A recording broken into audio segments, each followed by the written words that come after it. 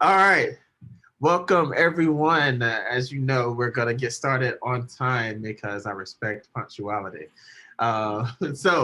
Welcome. This is where we've started kind of our series because, we've been doing our podcast, our Through Our Eyes podcast, where we interview young people who have experienced the foster care system. And we've been doing that, and that's been going very well.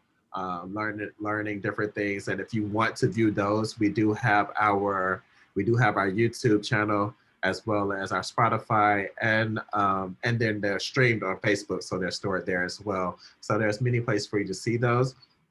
On YouTube, I break those down into quick lessons. So there are a lot of good tips and lessons from different young people's stories, from how they transition from care to their first day of college, to some things that their foster parents could have done, to some things that they themselves admitted that they could have done differently, or what have you. So I advise you all to go back and look at those.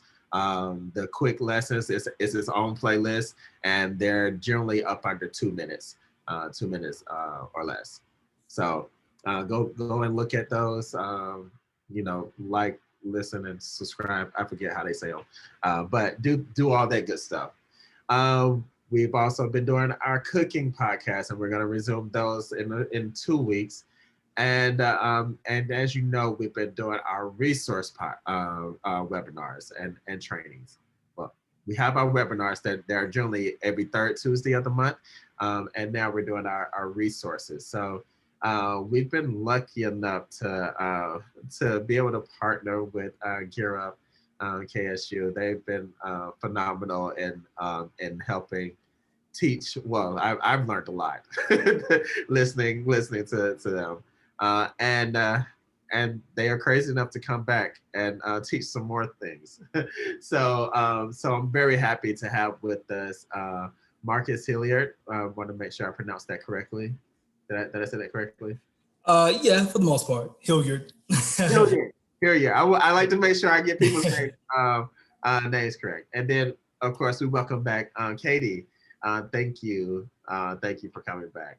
And as you know, we want to make sure that we set you up for success as much as possible. So throughout this, if you have any questions, whether you're on Zoom or whether you're on Facebook, please do not hesitate to ask it. I will read it. I'll be looking at it because this is probably the most that I'm gonna be talking throughout this whole thing, because I'm gonna sit back, close my mouth, and listen. Um, don't go out and put gas in bags. We'll live through this.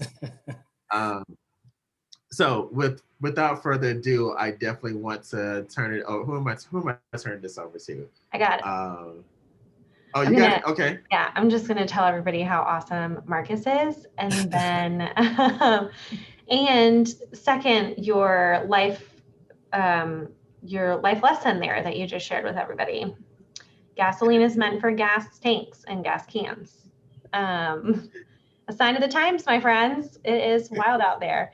And Marcus works for the Georgia Student Finance Commission, and we are lucky enough to work closely with him in a couple of our counties to support students as they get ready for college.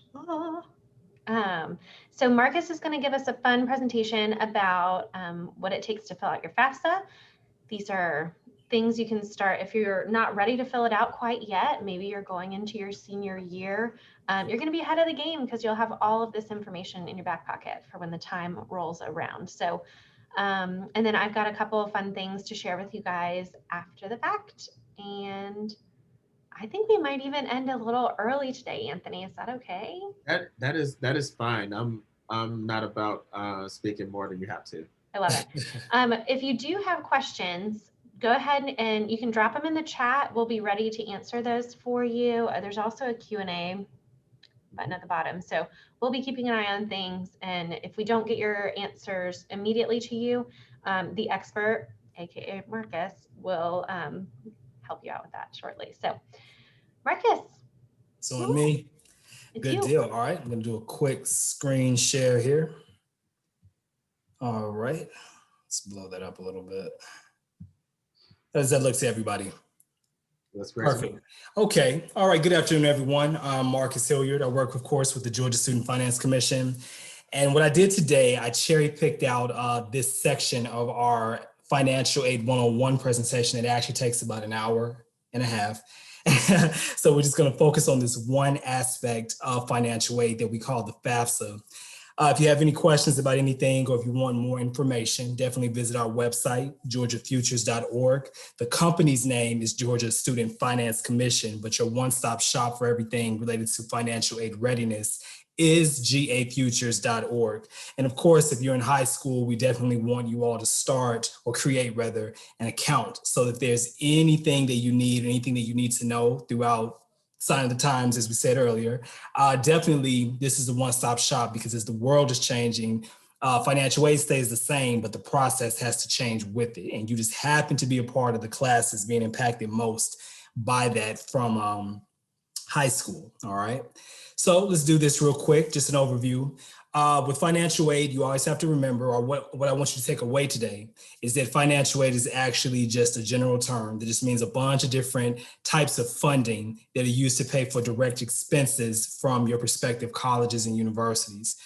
Going forward, what I do suggest for all students, whether you're a freshman in high school, if you're in college already, or if you are a parent or a professional in the field, I think that it's very important to change the wording that we use when we talk about financial aid. So ultimately, this whole process that we call financial aid, the point is to take care of what's called the COA. And that's just an acronym, excuse me, that stands for the cost of attendance, all right? But in everyday conversation, we always say tuition. All right. Now, it's very important that you understand going forward, if you don't know this already, whenever you speak to someone that's in post-secondary education, meaning on a college campus or a university, tuition really means, well, how much does it cost for a student to attend class? However, the real point of financial aid, and what I know as a consultant, what is your real question, you want to ask them going forward, what is the total cost of attendance, all right? That's very important because that's going to break down not only how much is the tuition amount for you to attend classes, but also if I live on campus, how much is room? If I eat on campus, how much is my meal plan, which they may just call board? But also if there are any additional expenses or miscellaneous costs, technology fees, if there's a different amount for virtual learning versus being in person on campus, the only way to get that final amount or that total amount is by asking for the cost of attendance. So it may take some time, but always remember, if you ask for tuition, that's just one amount. However, the entire amount is referred to on this side of the fence as the cost of attendance, all right? Now, when you go through the entire financial aid process that we're going to get into today, ultimately, you're applying for 3 different types of funding. Everything is either a grant or a scholarship, all right? Or it could be work study, which is a part-time job. But when you go down a little bit further, these additional types of funding, they don't have the same perks that come with scholarships, grants, and work study.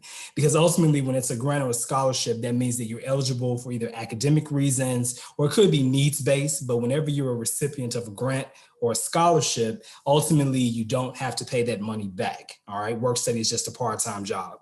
When you go to that second set of bullet points, you're looking at things like a savings plan, or if you're looking at the military route, or if your parents are connected or someone is connected to the military, there are different regulations that come with that. So depending on where the money's coming from for the second set of bullet points, each one will have their own process. But when you go back to the traditional means of what financial aid is as a whole, you have other types of funding that are not the most ideal. I won't say funding, I'll say options that aren't the most ideal. And that would be a payment plan that could be loans, or it could just be you writing a check or getting a money order or making a charge through your credit card or debit card by paying out of pocket. So I always put those last because I want to make sure that with every conversation, you're walking away and you're on track to find as many grants and as many scholarships as possible, which takes us back to the very beginning, all right, of the list. And this right here, if you have a pen and paper, or if you can do a little screen grab here, this is pretty much your roadmap of the entire financial aid process. At 12 o'clock, it always starts at the institution. Institution, of course, just means the college or university. So pretty much where I start this process, that's where I'm going to end this process. But what I always recommend for students, when you're looking at every college or university's admissions criteria, is very, very, very important to also take a little walk over campus, or if you're online, go over to the webpage of the financial aid offices to find out, well, what type of institutional funding are you offering? Okay. Now, what happens is whenever you're applying for admission, usually when you're an incoming freshman or a first year student, their particular scholarships that they call institutional funding are connected to things like your ACT score or your SAT. It could be your final GPA. It could be if you're a certain major, if you play a certain sport, if you're in the band, etc. But you always want to apply for as many schools as possible, apply for admission for as many schools as possible that are offering more money out of their pocket as well. So it's very exciting to get that acceptance letter. However, it's even more exciting when you get that acceptance letter and they're giving you a few $1,000s on top of that. So very, very important. Now, this is where the financial aid process really begins. It's during the admissions process, all right?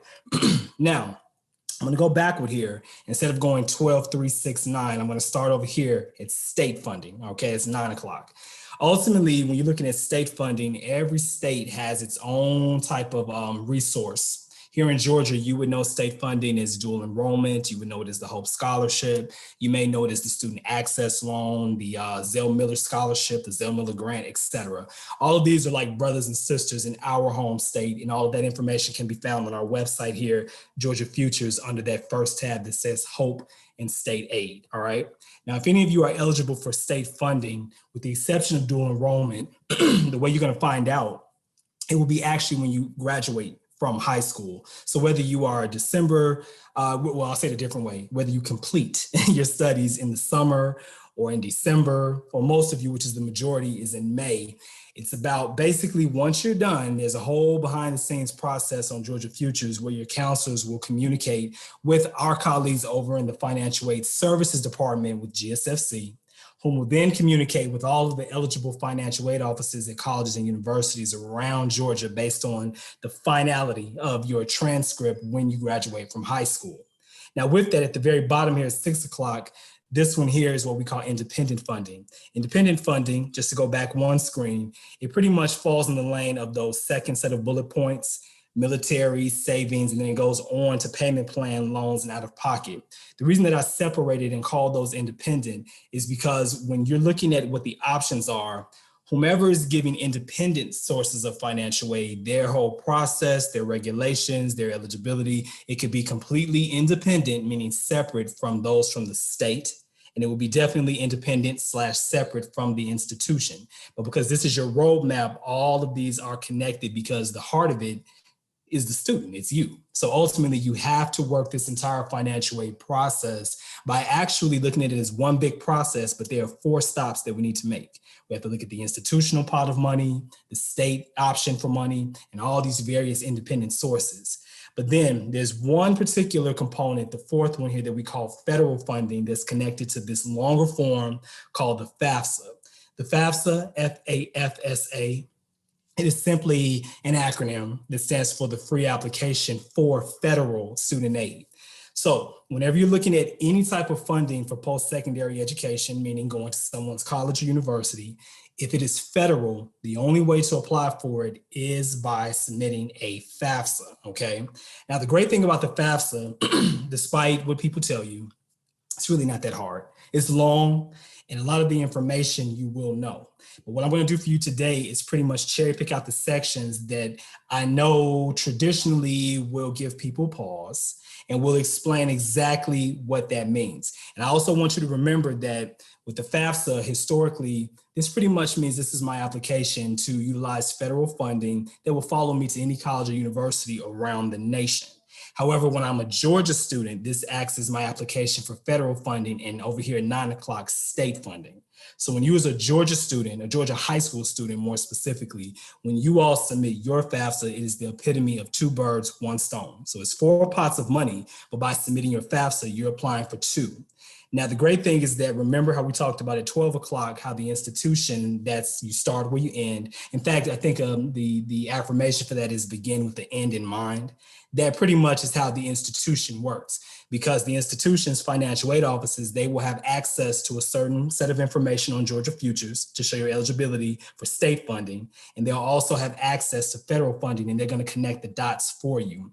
And then, of course, with the independent side, you're going to get different types of award letters from these different organizations where you can just show them, well, hey, I have $1,000 coming from the Boys and Girls Scouts of Georgia, or because I'm a part of a certain church, or I'm a certain gender, a certain height, a certain sport, etc. That'll come together, so don't even worry about it. So for now, we're going to focus on that one-stop shop for all of this that we call the FAFSA. Because what we've seen as a trend, probably starting around 2011, is that a lot of these financial aid offices around, not even just Georgia or the South of the nation, they're putting into their everyday departmental processes that the FAFSA is required anyway. So that's why from the front end, before you all graduate, we tell you, go ahead and just complete it. Well, submit it is a better word. Completing is a whole second step that's out of your control. But ultimately, you can submit your information on your form. All right. So the first thing here, the FAFSA, remember, it's just an acronym. It stands for the Free Application for Federal Student Aid. So if you come across any other website that, other than what I mentioned today, that tries to charge you to do this form, immediately log out and clear your information, send me an email, reach out to my colleagues, Katie or Anthony, and we can get you on the right track. Okay, you should not have to pay. No citizen or eligible non-US citizen has to pay anything to submit this form, because again, the first F stands for free, okay? Now, of course, as I go, because it gets a little muddled, start entering your questions in the chat if you need to, so we can circle back and get to those at the end before we close out. This is a quick breakdown, simplified version of what all is needed for a student to be eligible to actually submit the FAFSA. So of course, US citizenship or eligible non-citizenship. There's a trend right now where basically diversity is definitely being embraced more and more across the nation. So we always want to make sure that there's a student who has questions about having a social security number, or if their parents were born here. If you all have any questions, I want you to remember that second one that says eligible non-citizen. All right, because there's a whole stack of regulations that are in your favor that show you can actually submit this form and receive this money. But we want to make sure before you get all overwhelmed in the financial aid offices in about August, we go ahead and work out or iron out all of those wrinkles and untie all those knots and get all the documentation in place so you can just give it to the colleges and universities and move on with your education. All right. Second piece here, when you go down a little bit further, this one piece that says males registered for selective service, that's usually a little confusing because this form is about 30, 40, 50, or 75 years old. I'm not sure. But one thing that is still not changed on the FAFSA is the fact that basically when a male turns 18, there's another entity, and it'll ask you this in the form. You have to register for what's called selective service. The takeaway, it doesn't mean that you're signing off to join the military. It doesn't mean that you're going to be drafted. It just means some other things that in this case, it is required. But if you have more questions or concerns about selective service, I'll give you my email and I'll give you all of the straightforward information so you can walk into this with no fear or no concern, because there's usually a lot of questions about that. Yeah. Can I ask the last piece? Can I ask a follow-up question? Sure. So I know one of the things that's been going around lately is, especially with everything with gender equality and things like that, yes, has been the push to say that just having males being eligible for the draft is unconstitutional. So they're trying to make it where males and females have to register for the draft, so for selective service. So would that change as well? We don't know yet. Okay. There's so much going on in the world right now, but specifically with this entity, as of today, we'll say there have been no changes and is required. But when we all meet again for our students who are juniors right now, there's going to be a lot of changes with the FAFSA as a whole. So right now we're just focusing on the one for next year, but the one for year 22, 23, ask me that question again and I may have a different answer. I will bring you back. I will bring you back. Absolutely, because again, it goes back to what I said before, the world is changing and these processes have to change with it, all right? So let's see here. Moving on a bit. This is what the current website looks like for the FAFSA. One quick change that I will point out, because as again, the world is changing, everything has to change with it. These particular students, or you all as students, you're graduating high school and entering this experience during a time where the government is working very hard to simplify this as much as possible. So one of the first changes that you'll see, if you've ever seen my presentation before, is that you used to have to type in www.fafsa.gov, and then it would take you to the FAFSA's main page. But now when you go, it's going to automate to studentaid.gov. All right. So when you see the website's name switch, don't panic, because as long as it says /apply for aid /FAFSA, you're good to go. This is a government website. Whenever you see any website that says .gov, it is protected. It's from the federal government. But one thing that has simplified is that now you're either a returning student or you're starting this from scratch, so to speak. So it's nothing to filter through. You're either one or the other. You're touching this again or you're touching it for the first time.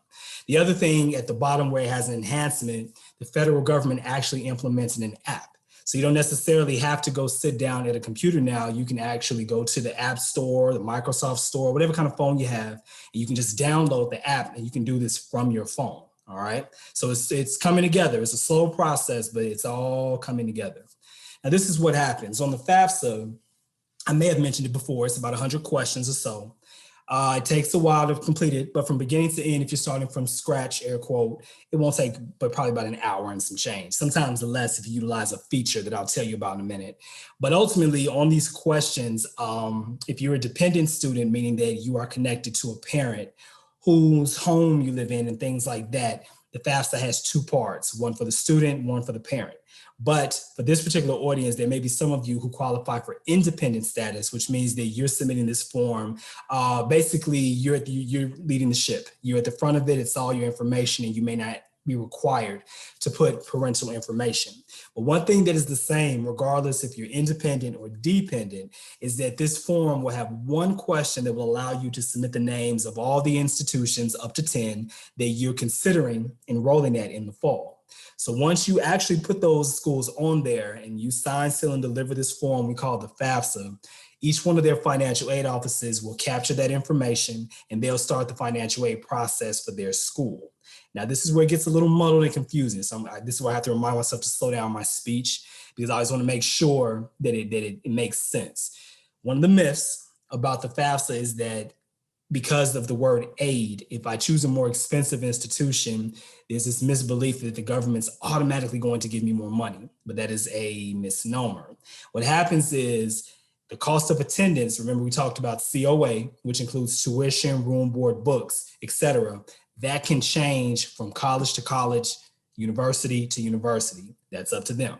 However, this process with the FAFSA, it does not change because ultimately it's the same questions being asked. So the takeaway is this: no matter how much that school costs, you still have the same amount of dollars, if you will, from the federal government. So what happens is on your FAFSA, the financial aid officers are going to download that information and they're going to generate what's called a financial aid package. You may hear them refer to it as an award letter. I don't like to refer to it as an award letter because I know for a fact that we'll have loans on it. And in the 13 years that I've done this, I've yet to meet a single person who has ever thought that a loan was an award. Okay, so ultimately call it what it is. It's a financial aid package.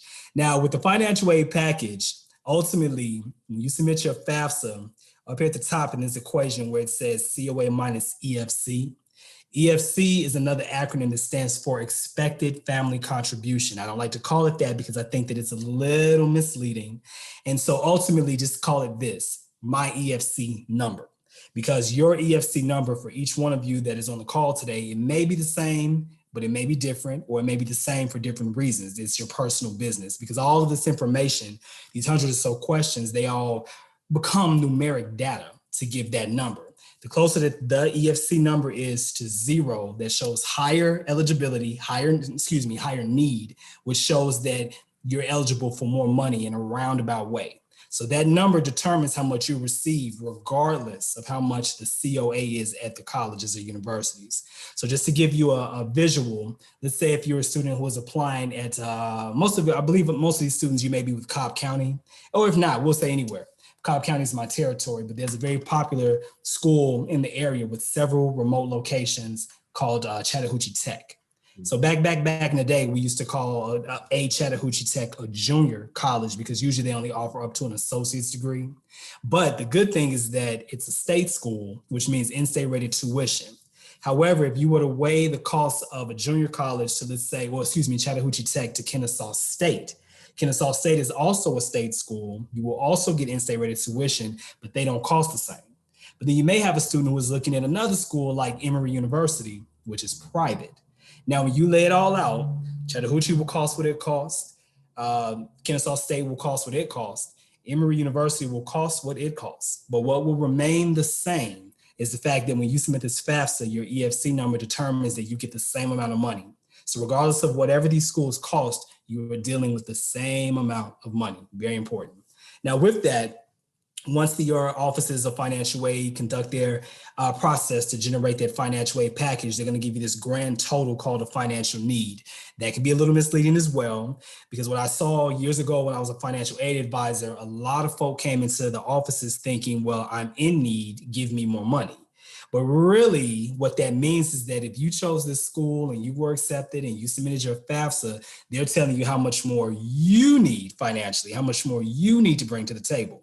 So that's why it's very important to go back to this roadmap here to understand when you submit this FAFSA, this is only one of 4 types of money. So it's very important not to panic. But it's also very important that you utilize every opportunity until you step foot on that campus to look for as much state funding that you may be eligible for, apply for as much independent funding, and definitely have an open and honest conversation with every college and university if you think that loans or paying out of pocket are your final options. Very, very important. All right, so let's go a bit further with the EFC. The whole form, the FAFSA, has about 100 questions, but I like to simplify things. When you break down these 100 or so questions, these arrows point to the 4 different areas that the EFC is really looking at to generate your EFC number. It wants to know at 12 o'clock, are you dependent or independent? We talked about that. Over here at 9 o'clock, it wants to know the income of a family, household, we'll say. If you're independent, that would just be your income. Over here at 3 o'clock, it wants to know, well, in the household, how many people live in this house and how many of them are actually brothers and sisters that will be enrolling at the exact same time. And at the very bottom here at 6 o'clock, you have assets. Assets can be a little confusing. So if you have any questions about assets, definitely I'll give you my email and I can send this to you. The reason that I cherry pick out assets is because with the income section, there's a whole feature that will allow you to actually pull in your information from the federal government when you submit your taxes. However, with the assets, one thing that has not changed is that these are manual. You are in control of these numbers, but when you put these numbers on your FAFSA, you want to be very accurate. I see Anthony's mic off. What's up? Yeah. So, if you go back to the last slide, and sure. you just assume people have seen a regular clock.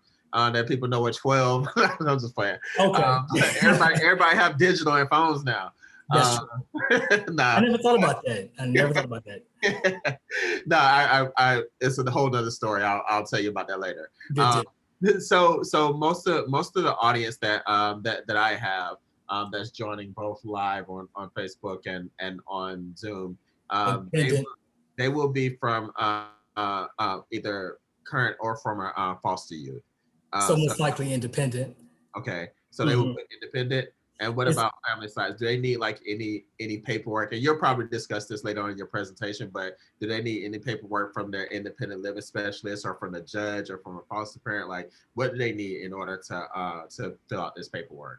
Absolutely. Now, with the independent and dependent situation, I would say if you definitely think that you fit or will fit into the independent category, definitely reach out to me so we can just talk this through a little further, because each one of your situations and scenarios may be different for different reasons and different documents. Very good point. So ultimately, I'm not saying to put independent. We need to talk through your scenario to see if you fit the categories for independent. That was actually my next screen.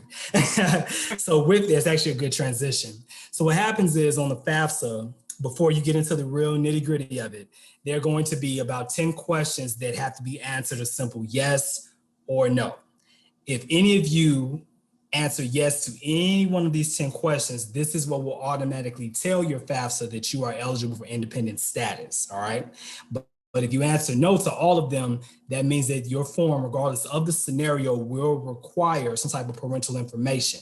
But when that happens, which goes to the next piece here with who is my parent, we have a whole roadmap to work out that situation.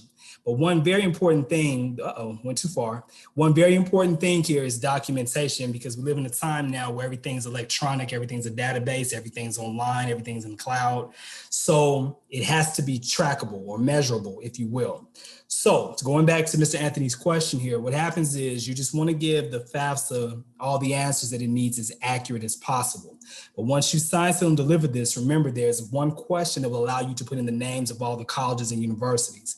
What happens is when you send this up the chain to the federal government, they will send an electronic correspondence to each one of your financial aid offices to tell them that they need to contact you directly to find out which one of these 10 scenarios applies to you. And then they will ask for specific documentation that they'll put on file so they can go ahead and just put on all your money that you're eligible for. So you have to let the process run its course. Right now, submit your FAFSA. Once it's submitted, allow the financial aid offices to pick up the ball to show exactly, or to verify is a better word, are you independent or dependent? So it's just a process. All right. Again, if you are a student who is dependent, then sometimes you get into we're in a whole new world again. We're seeing a trend now over the years where some parents, whether they were married or not, there could be different dynamics where there are just two loving households of the student. And so ultimately there's concern about, well, whose information, if the student is dependent, who, mom or dad or whoever my parent is, who actually needs to put their information on there. So we have this second roadmap that I can send you where you literally would just read the questions out loud to yourself, answer yes or no, and it will take you down, down, down, down to the right to show you exactly whose information do you need. But again, if most of you are in the category of independent, you're going to have 10 questions to answer and you'll tell your form, and they will automatically automate where you don't have to put in any parental information. You just have to tell the form exactly what it needs to know, and it'll work with you. All right. So let's see here.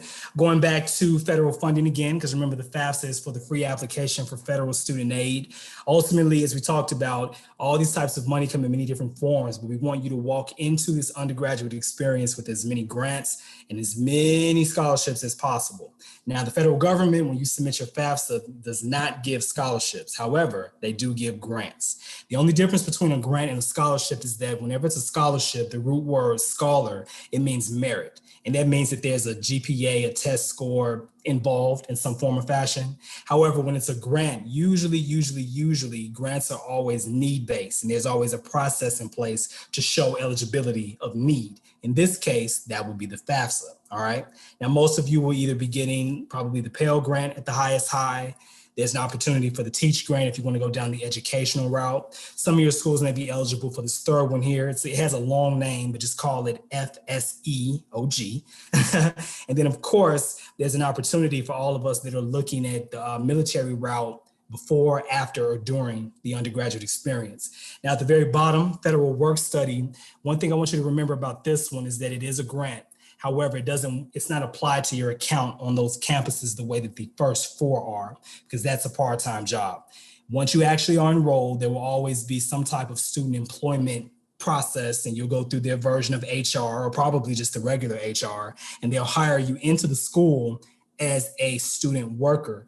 But instead of the school paying out of pocket hourly, they will basically utilize whatever the amount is that you received in the federal work study grant to pay you. So they're paying you from the grant through the school, but you can't utilize that to pay for any expenses straight out. The rest of these will basically immediately be subtracted from whatever you owe for your cost of attendance. But work study, you actually have to earn and receive a paycheck because that money has to be tracked in taxes, et cetera, et cetera. On the other side of that coin, remember, the government does not give scholarships, but they will gladly offer you loans if you need them. So ultimately, when you're a first-year student, freshman, you're going to always be offered a subsidized loan of $3,500 that will be divided up into however many semesters you're in for the year. Most of you will probably be fall, spring, so it'll be split in half, or divided is a better word. And of course, you'll have another one called the unsubsidized, $2,000. Now, one thing I will point out is that if you are qualifiable or eligible for independent status, these numbers go up a little bit. All right. So the rules are a little bit different when you're independent, because usually when you're fresh out of high school and you're independent, you're in a position where you're in need of as much money as possible. And so there's a whole regulation that gives you a little bit of a bump in the loans, if you will.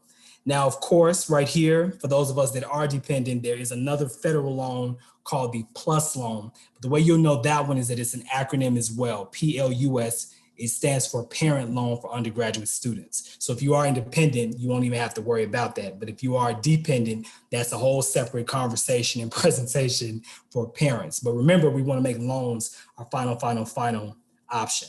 All right. So for all of you that are seniors or about to graduate in about 2 or 3 weeks, if you're looking to start next fall, then your FAFSA is the 21-22 FAFSA. That means fall 21, spring, summer 22. And you just want to make sure that you're submitting the right one, because you're smack in the middle of a current collegiate year, which is actually the 2021. So both FAFSAs are available. So just make sure that you're doing the correct one so that you don't have to resubmit this thing again. You want to touch it as few times as possible. And we're almost done here. Ultimately, here's a breakdown, little cheat sheet for you. To actually submit your FAFSA, you have to create a username and password that is called an FSA ID. If you are a dependent student, the parents will have to create a separate one. But the majority of you are independent, you're creating your own because it's your FAFSA. It's always just your FAFSA. Ultimately, this particular form has been available since October 1st, but pay attention to institutional priority dates. So although the government makes this form available nationwide October 1st, your college or university's financial aid offices may have an entirely different date that they require you to submit it. And you want to make sure they even require it. Some don't, but most do, especially for institutional funding. The next piece is what I said before. Make sure you're submitting the 21-22 FAFSA. But this piece here, if you did work a job, or if parents, if you have to submit tax information, you're utilizing your 2019 taxes for the 21. It's a little confusing. So just remember the taxes that you submitted last year, not the ones that you probably will submit or have submitted or will submit by the 17th, not these. You'll need those for sophomore year. But for this one, you have to go backward. You need your 2019 taxes for next year's FAFSA, which is 21-22. Remember on this screen here, we talked about income. Just to give you a visual. The FAFSA really requires income information, but the most efficient way to actually include that is by utilizing a feature inside of the FAFSA called the IRS data retrieval tool. Ultimately, once you create an FSA ID, it will allow you to sync that information right into your form. Now, if by chance you didn't file taxes, or if you don't have to submit or have any taxes to submit, you will manually enter your income information, some form of fashion. Make sure you avoid putting 0 after 0 after 0, because when you do that, that could set off a chain reaction where there'll be some type of notification needed to ensure that you're not in a homeless situation. But some of you, if you are unfortunately in something that dire, definitely reach out to me one-on-one so that we can get you what you need as far as documentation, get you on track to get the documentation that you need to give to those financial aid offices. Then, of course, remember, 2 birds, 1 stone. When you're a Georgia student, your FAFSA will act as your application for Georgia's HOPE program as well. A little homework for you. A lot of people don't know across the state that HOPE actually is an acronym as well. A lot of acronyms in financial aid, but it stands for Helping Outstanding Pupils Educationally. So if you ever see us out when the world is kind of more back to normal, if you ever hear that as a trivia question and we're giving away something, that's the answer. But ultimately, what I really want you to take away from this is some research. When you get an opportunity, make sure you visit our website, GeorgiaFutures.org. That's GAFutures.org. Click on that first tab that says HOPE and State Aid Programs, because a lot of Georgians don't know that it's not just the HOPE scholarship. There are actually almost 20 different options of state funding in the state of Georgia, which is why at the beginning with the clock, the traditional clock, Anthony, ultimately, state funding includes all of these. So it's not just the HOPE scholarship. There's a HOPE grant, there's a Zell Miller grant, but there's also a HOPE career grant. But then on the other side, there's a Hope Scholarship and a Zell Miller Scholarship. The way that you differentiate is that whenever it's the first three with a grant, that's for all of you that are pursuing education to basically be awarded your certification or a technical diploma.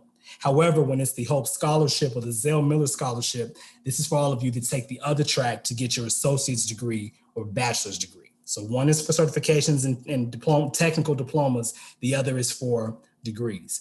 I'll leave this up for a minute. Well, actually, all through the Q&A. If you have any questions, let's go ahead and get those in the chat.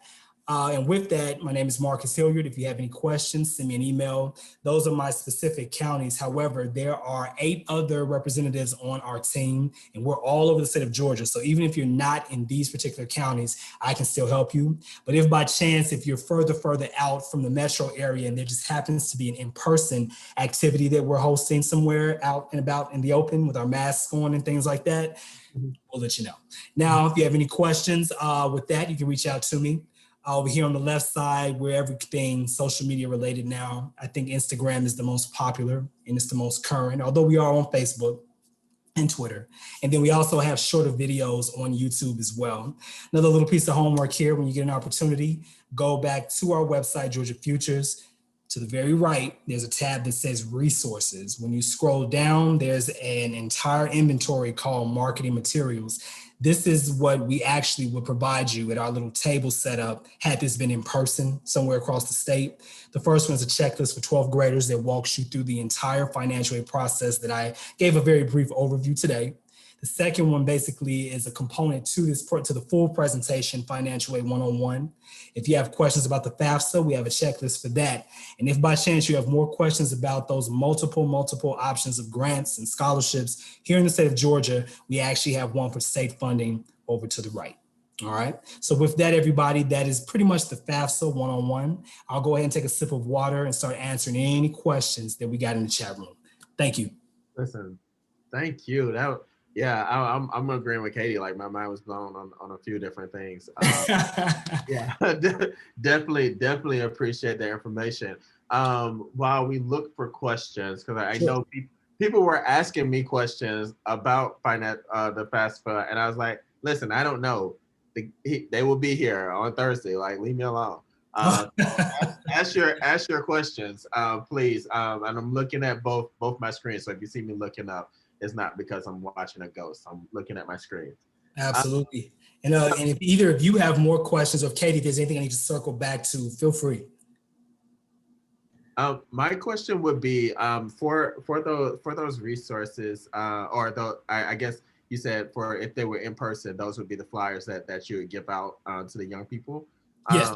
Can I get those? Because I can add them to the links on our Absolutely. page, or I can send them out as a resource.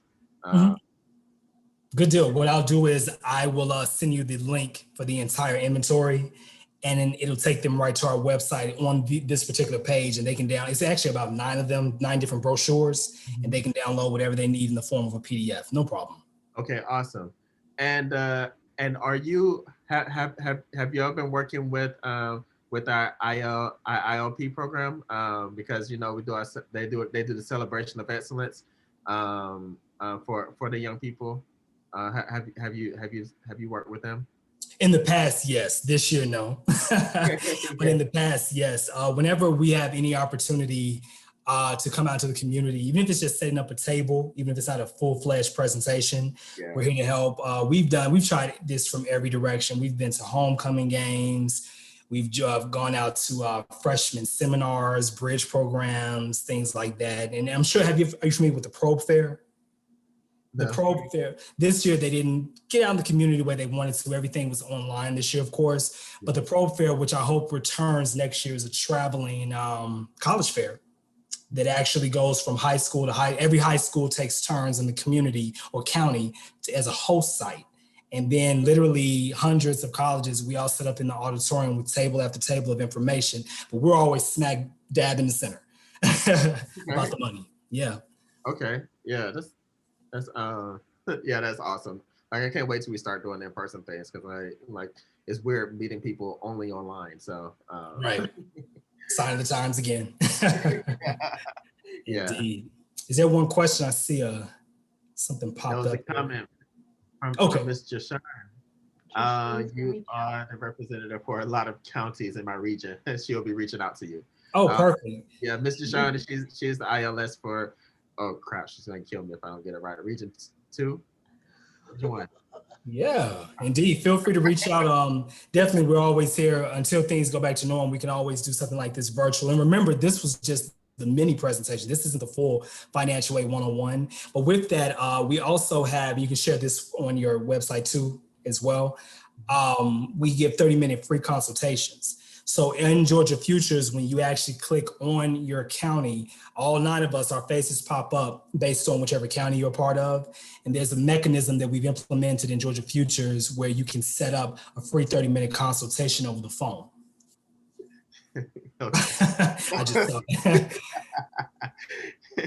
If all the other people, you have to be in the chat room to see what we're laughing at. But anything you need, let me know. Yeah, no, definitely. I was looking at the threat from Mr. Sean. So,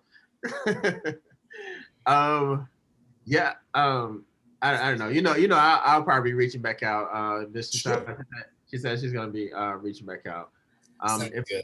If there aren't any questions, I don't see any anywhere on any of my screens. Okay. I'll go ahead and stop sharing. Yeah, definitely want to say thank you for giving this information. Like, it's been greatly requested. I know people generally go back and look at it after the fact, and right. and now that it's been recorded and people ask me questions about it, this is where I'm gonna direct them to. Sounds good. Indeed. Have to do their own research or whatever. But this has been tremendously helpful, and I really appreciate it.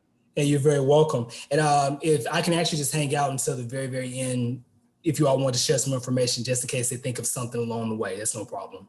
Okay, awesome. Good deal. Thank you. Yeah, with that, I definitely want to put out, I know we've been kind of hitting everybody with a lot of different content. Next week, we're also doing another resource podcast. I think that's the 20th. And that we'll be doing that with Foster Club. And if you've received my emails and have been looking at our newsletters and things like that, you know that there have been over $400 million awarded for the pandemic response for young people who are in care or transitioning from care. And so Foster Club, my alma mater, they're a group of, well, it's an organization that houses an intern where young people travel all across the country to help other states and do conferences and workshops. And specifically, they've been working at the Capitol and following up on policies and laws. And so this has been one of their main trainings that they've been doing over the last few months to make sure that young people and their adult supporters know about the funds that are coming to the states or that should already be in the states. I'm not sure which one is correct, but if you tune in next week on the 20th, we'll have Foster Club themselves come in and talk about how those funds are being distributed, what they can be used for, whether it's housing, whether it's education, whether it's mental health or what have you. They're going to be going through all of that information. So another resource that we're bringing to you, please log on. Like we do these so that you can have. We want to set you up for as much success as possible, and we know that during the pandemic, like that can be it's trying times or what have you. So other than that, I definitely want to say thank you, Marcus. Thank you again, Katie. I really appreciate your partnership. You're very welcome. Yeah. Thank you so much, Anthony. I had one thing that Marcus mentioned that I was hoping to put in my 2 cents on. He had said something about there being institutional deadlines for filing the FAFSA.